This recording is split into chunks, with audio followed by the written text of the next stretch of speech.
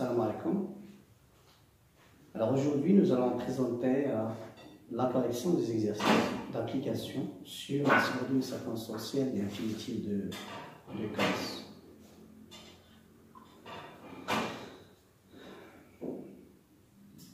Alors, selon l'exercice numéro 1 et la question demandée,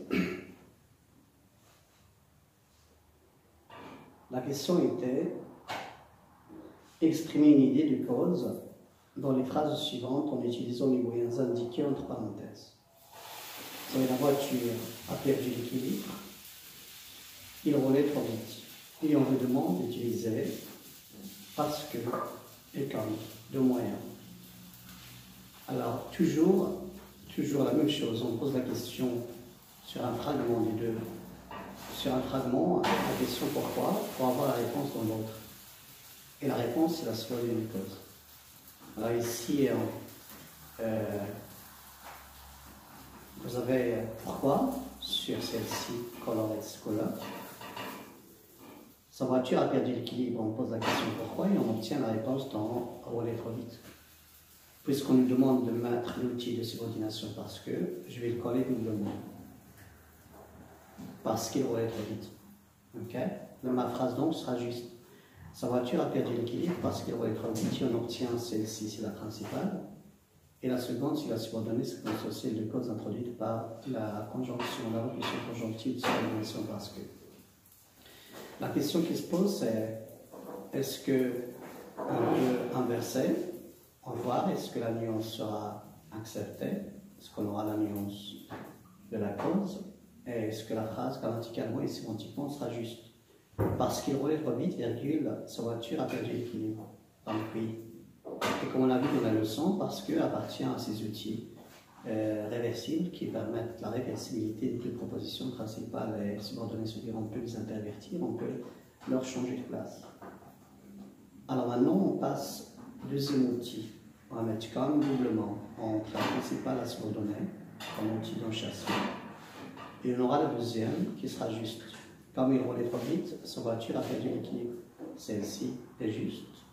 Vous avez donc la subordonnée d'abord suivie de la principale, mais quand on va lire la première, sa voiture a perdu l'équilibre comme il roulait trop vite, ça sera faux.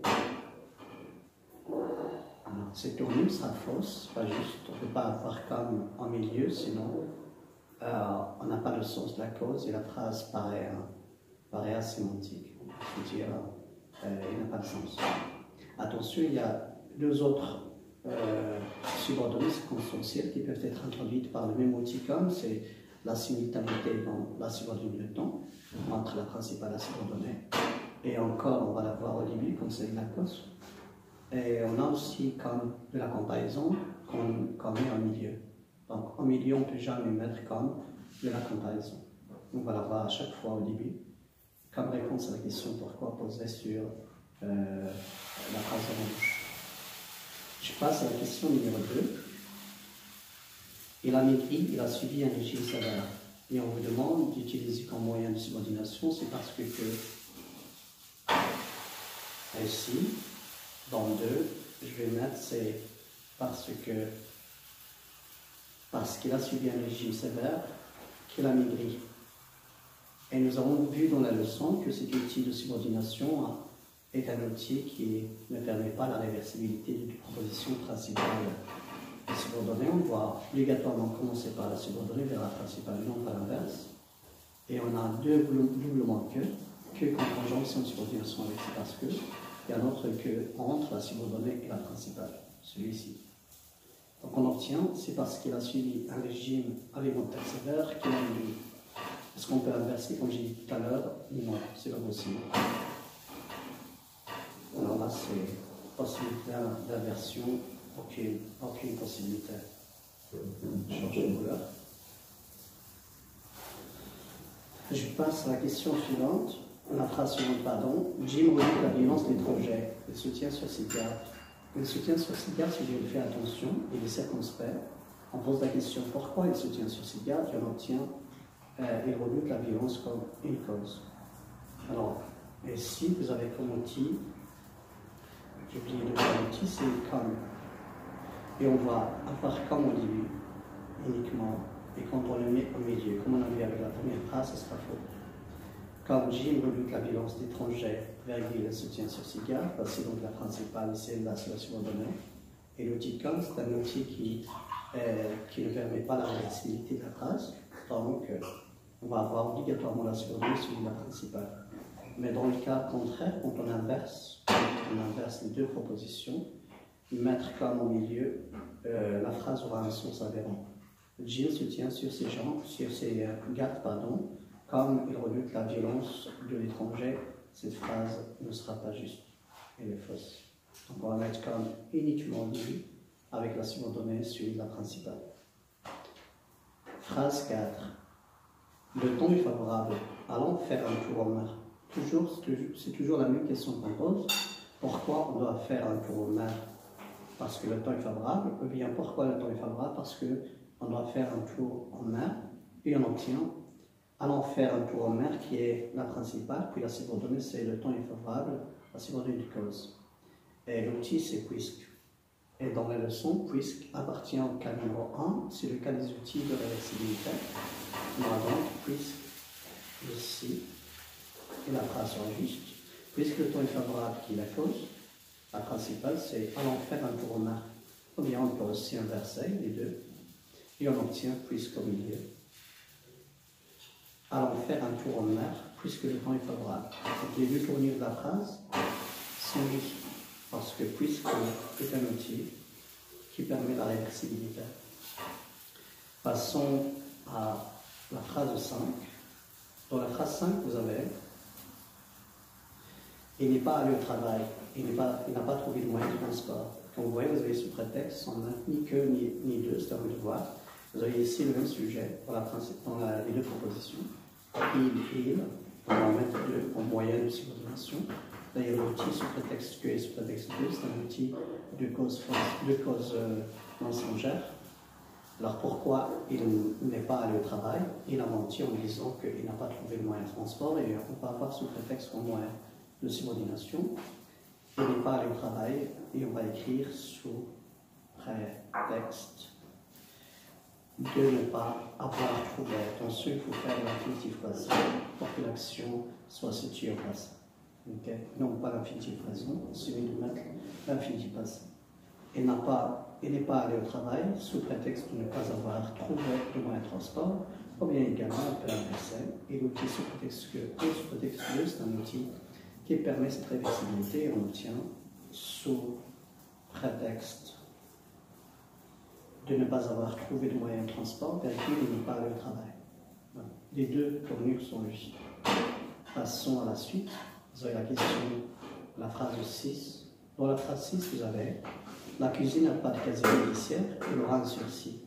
Et on a deux moyens qui fonctionnent de la même manière et qui appartiennent au cas 1 de la leçon, attendu que et puis que, deux moyens qui permettent soit de commencer par la principale suite de la secondaire ou l'inverse. La question qu'on pose, c'est pourquoi il aura un sursis? On obtient la cause ou la réponse à la cuisine n'a pas de casier judiciaire. Ça veut dire il est encore mineur. L'accusé aura un sursis. J'ai oublié l'outil. L'outil c'est attendu que et vu que.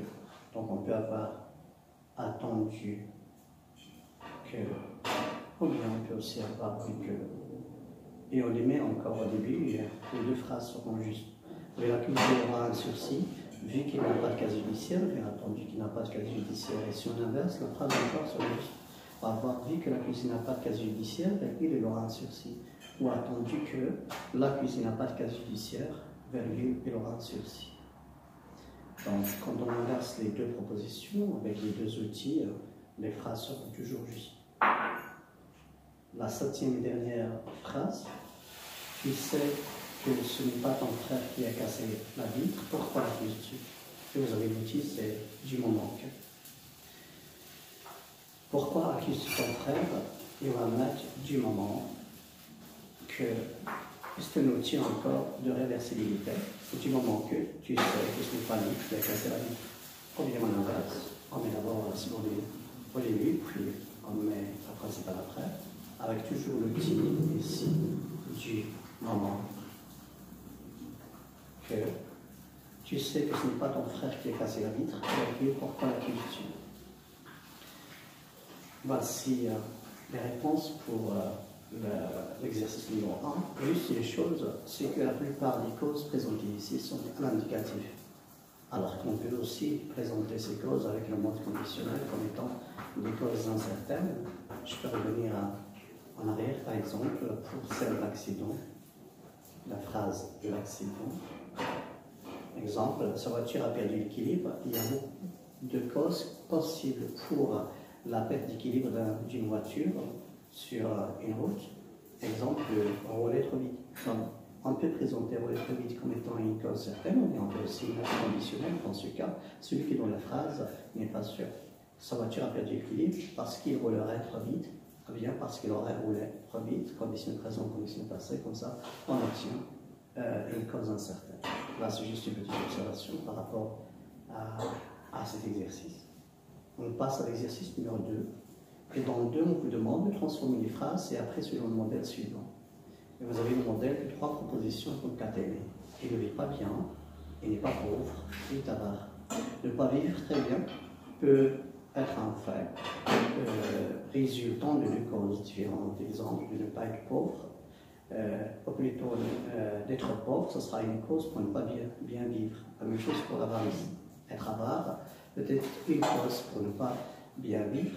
Et quand on va relier les propositions avec l'outil de subordination qu'on a fait dans la leçon, on va avoir une locution conjonctive contenant la négation, parce qu'on a besoin de nier la fausse cause et puis de confirmer après mais la vraie cause.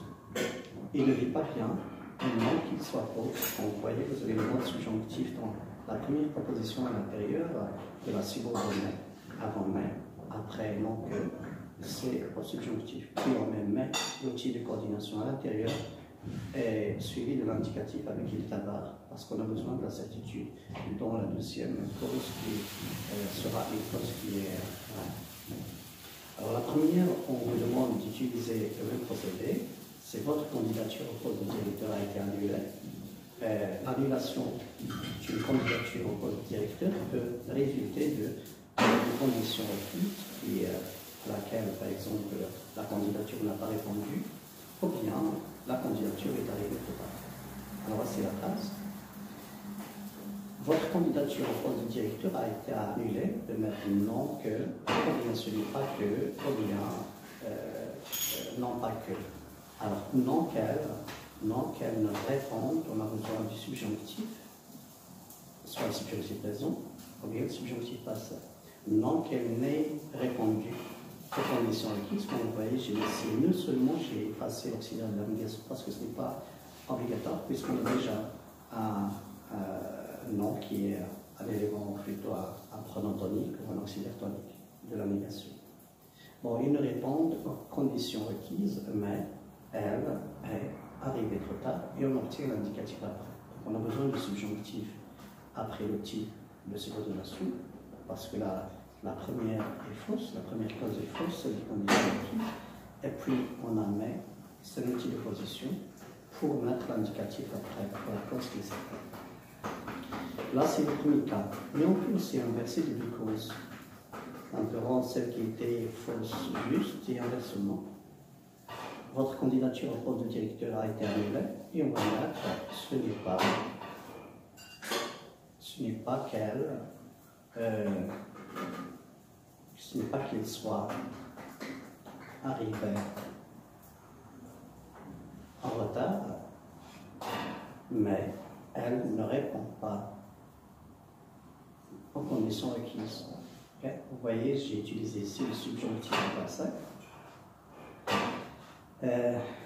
Ou bien, donc, on peut donc avoir la première qui est fausse, on va la rendre juste, et la deuxième qui était juste, on va la rendre fausse. Mais l'important, c'est qu'on doit garder le subjonctif pour la cause fausse et l'indicatif pour la cause qui est juste. Donc, les deux cas sont juste ici pour la première phrase. On passe à la deuxième phrase. Et dans la deuxième phrase, vous avez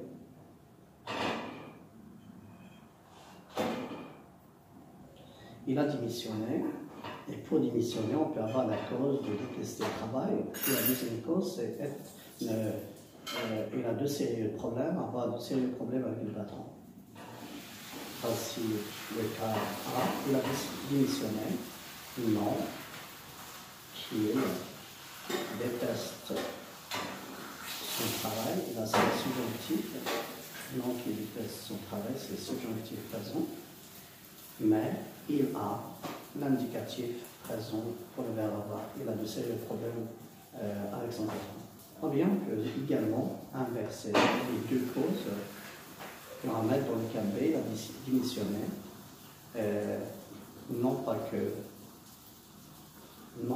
qu'il ait de sérieux problèmes avec son patron, vous avez ici le subjonctif du verbe avoir, mais l'outil de position va opposer à la cause qui est juste. Il déteste, et on va voir le présent de l'indicatif ici.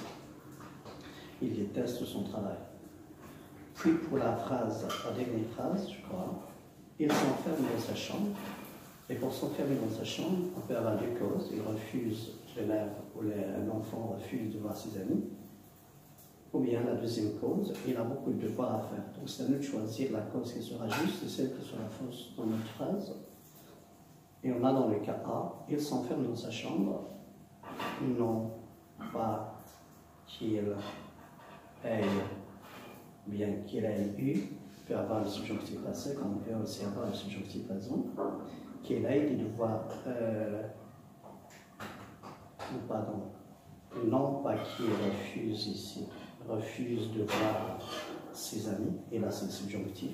Heureusement, avec le premier groupe, dans la première, deuxième et troisième personne singulière, donc ça se conjugue de la même manière comme le présent indicatif. De voir ses amis, mais il a beaucoup de devoirs à faire. Ou bien encore, on peut inverser entre les deux dans le cas B, et on obtient, il s'enferme dans sa chambre, ce n'est pas qu'il ait le subjonctif du verbe avoir, beaucoup de devoirs à faire, et on obtient l'outil de position, opposant cette cause qui est fausse avec la deuxième cause qui sera juste. Et on va mettre indicatif. Mais il refuse de voir ses amis. Voilà la réponse. Pour la phrase 3, et voilà ce qu'on a une autre phrase, mais on est dans l'exercice numéro 3. Alors, pour l'exercice numéro 3, on vous demande de transformer les phrases suivantes de manière à exprimer une idée de cause en utilisant les moyens indiqués. Vous avez préposition plus non. Pour la première, il tremble, il a peur. Il tremble, il a peur avec préposition plus non. On va avoir il tremble de peur. Deux prépositions, et peur c'est le nom. Et on obtient, comme on a fait dans la leçon, ce qu'on appelle le complément consocié de cause, mais pas une préposition subordonnée. C'est juste un CCC du verbe initial après le sujet. Il tremble pourquoi?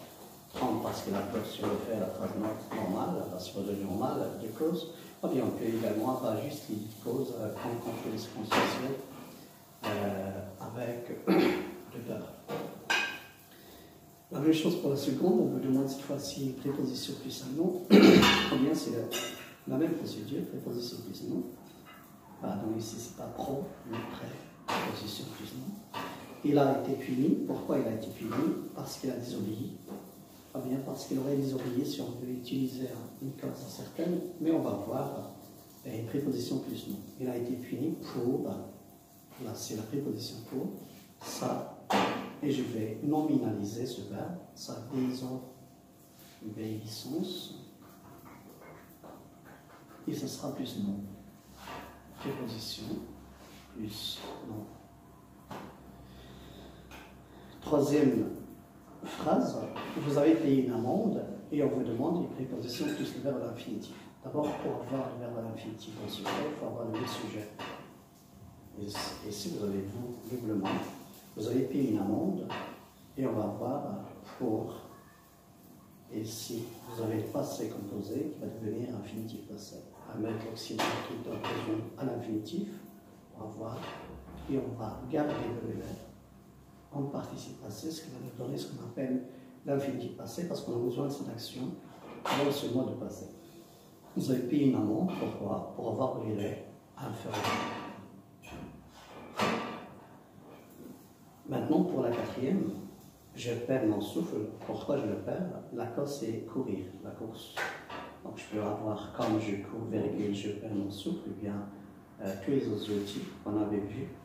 Et si on vous demande la force 2, qui est une locution prépositive, plus l'infinitif, et encore, pour avoir l'infinitif, on a besoin d'avoir le même sujet, dans ce cas. Je perds mon souffle à force de plus simplement courir. Je m'obtiens une proposition subordonnée infinitive de clause. Maintenant, la cinquième phrase, on rigole les enfants, on leur apprend les bonnes manières. Vous avez sous prétexte 2, alors qu'il y a aussi sous prétexte que, et on se demande pourquoi 2 et non pas que. Tout simplement parce qu'on a le même sujet. On va voir encore l'infinitif, on va factoriser avec le on va pas l'utiliser doublement, et on l'utilise sous prétexte 2. On rigole les enfants sous prétexte 2, et puis l'heure, et puis si vous avez déjà sous prétexte 2, avec le verbe qui va venir après, il faut qu'il se mette à l'infinitif, c'est déjà une variable, leur apprendre, sous prétexte de leur apprendre les bonnes manières. Et on obtient sous prétexte 2 plus le reste. Et ça s'appelle une proposition subordonnée encore, une subordonnée infinitive de clause. Sixième, mon frère est timide, il parle peu. Vous demandez une proposition subordonnée relative. Voilà. Oui. Mon frère est timide, il parle peu. On demande une proposition relative. Et la proposition subordonnée relative, pour qu'on l'inclue dans cette leçon, il faut qu'il ait la valeur de clause. Et si donc la principale, si il parle, mon frère parle peu. Pourquoi parle-t-il peu? Et on va voir la clause, c'est la timidité. Donc c'est là qu'on va avoir la relative. Puisque mon frère ici, qui est répété dans la subordonnée plutôt la deuxième où il y a la clause, répété sous forme de sujet, on va enchasser la phrase et la proposition avec le pronom relatif qui compte, parce que mon frère est répété sous forme de sujet. On va voir donc mon frère parle peu, c'est la principale, qui sera divisée en deux. Mon frère qui est timide, mon frère qui est timide parle peu. Et pour justifier que cette relative a réellement la valeur de clause, tout simplement, on va reprendre la phrase en rose ici, qui est la principale, voici, mon frère parle peu, puis on va transformer la même proposition en bleu, qui est relative sous forme d'une subordonnée circonstancielle normale de clause. Et on doit avoir le même sens. Mon frère parle peu, pourquoi? Parce qu'il est timide. Quand vous voyez, soit on prononce l'une ou l'autre, on aura le même sens. Mon frère qui est timide parle peu, égal, il aura la même valeur. Égal, mon frère parle peu parce qu'il est timide. Les deux ont le même sens. Pour la phrase suivante, mon voisin connaît très bien la région, il vous informera mieux que moi. Toujours la proposition relative qu'on vous demande dans l'enchâssement. Et ça doit avoir la même valeur de clause. Et ici, on pose la question pourquoi. Sur la deuxième, pourquoi il vous informera, bien mon voisin vous informera mieux que moi. La réponse est qu'il connaît très bien la région. Voilà donc la raison. Mon voisin connaît très bien la région, il vous informera mieux que moi. Pour avoir la relative ou le pronom relatif, il faut avoir un élément qui est répété. Et de la même manière, vous avez l'élément qui est sujet ici. On a encore ici sujet. On garde la phrase qui est en rose comme principale et on obtient, après la question pourquoi et le voisin vous informera mieux que moi, on va avoir la réponse dans la première qui n'est pas colorée, où il y a la cause. On va donc avoir mon voisin, et ici parce qu'il est sous forme de sujet, on va mettre qui? Mon voisin qui connaît très bien la région vous informera mieux que moi, et pour être sûr que ma phrase est juste, doit inverser, qui va inverser, de prendre la principale telle qu'elle, mon voisin vous informera mieux que moi. Pourquoi? Et à la place du pronom relatif, ici, je vais mettre une locution conjonctive de subordination de clause pour prendre cette relative initialement donnée sous forme de subordonnée circonstancielle de cause. Mon voisin vous informera mieux que moi, vu qu'il connaît. Voilà pourquoi. Vu qu'il connaît très bien la région. Comme ça, on a fini, je crois, on a fini la leçon. Merci pour votre implication. N'oubliez pas de liker et partager ces capsules avec vos condisciples pour qu'ils en profitent. Pour le dernier exercice, celui-ci, si vous avez bien compris la leçon avec cette correction des 3 premiers exercices, vous pouvez faire les vôtres avec les mêmes outils quand, vu que, donc, sous prétexte que, cette fois-ci attention, c'est sous prétexte que, donc vous devez avoir 2 sujets différents, préposition plus non, préposition plus infinitive, plus la seconde relative. Merci beaucoup.